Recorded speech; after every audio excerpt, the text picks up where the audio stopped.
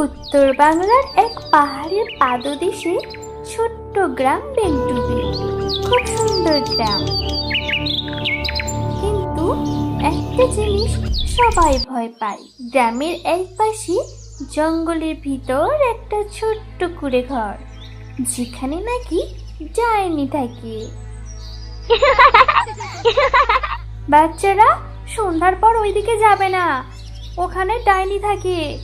তোমরা এখানেই খেলবে, ভুল করেও কিন্তু কেউ যাবে না ওদিকে, মনে থাকে যেন তোমাদের। ওর বাড়ির জানালা দিয়ে মাঝে মাঝে নীল আলো বের হয়, ভয়ঙ্কর। সেই ডাইনির কথা তো সবাই জানে, তাই বাচ্চারা সাবধানে থাকবে তোমরা। মিতু এক 10 বছরের সাহসী মেয়ে। মা বাবা নেই, কাকা কাকিমার কাছেই থাকে। একদিন তার প্রিয় বিড়ালটা হারিয়ে যায়, আর শেষবার দেখা গেছে ডাইনির ঘরের দিকে যেতে। মা, আমি যাই, কেউ যদি আমার পুচিকে খুঁজে আনতে পারে তাহলে সেটা শুধু আমি, আর আমি তো আমার পুচিকে ছাড়া একটুও থাকতে পারবো না। সন্ধ্যা নামছে, মিতু তখন জঙ্গলের মধ্যে ঢুকে পড়ে আর সাহস করে ডাইনির ঘরের কাছে যায়। চারপাশে হালকা পাতা নড়ে, প্যাঁচার ডাক, বাতাসে ঠান্ডা হাওয়া। দরজাটা যেন হালকা খোলা। সে ভিতরে ঢোকে। সামনে বসে আছেন চুলগুলো তার এলোমেলো, হাতে কিছু একটা আছে, কিন্তু কি সেটা ঠিক সে বুঝতে পারছে না। কি রে, তুই ভয় পেলি না? অন্যরা তো আমার নাম শুনলি ভয় পালাই।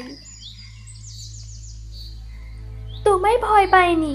আমার পুচি কোথায়? আমার পুচি তো এদিকে এসেছে। ও ও তো এখানে আমার হাঁড়িতে দুধ খাচ্ছিল। খুব দুষ্টু, কিন্তু খুব মিষ্টি। আসলে সুন্দর। দেওয়ালের ছবির ফ্রেম, ফুলের টব, ছোট বইয়ের তাক, নীল আলোটা আসে একটা পুরনো জাদুকরি বাতি থেকে, যা এই বৃদ্ধা নিজের বানানো। আমি একজন ভেষজ চিকিৎসক ছিলাম।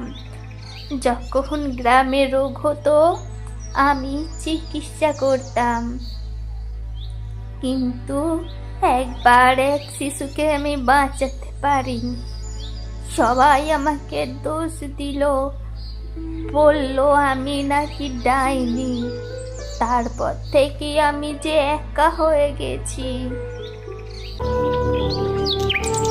এরপর মিতু তার পুচিকে নিয়ে গ্রামে ফিরে আসে। প্রথমে কেউ তার কথা বিশ্বাস করে না, কিন্তু মিতু ডাইনি ঘরের ছবি তোলে আর তার বানানো ভেষজ ওষুধ গ্রামের এক অসুস্থ বাচ্চাকে দিয়ে ভালো করে তোলে। ডাইনি না, উনি তো আমাদের ডাক্তারি মা। গ্রামের লোক ধীরে ধীরে বৃদ্ধার কাছে যেতে শুরু করে। তাকে আর কেউ ডাইনি বলে না। তার বাড়ির নীল আলোটা এখন গ্রামের জন্য আশার আলো।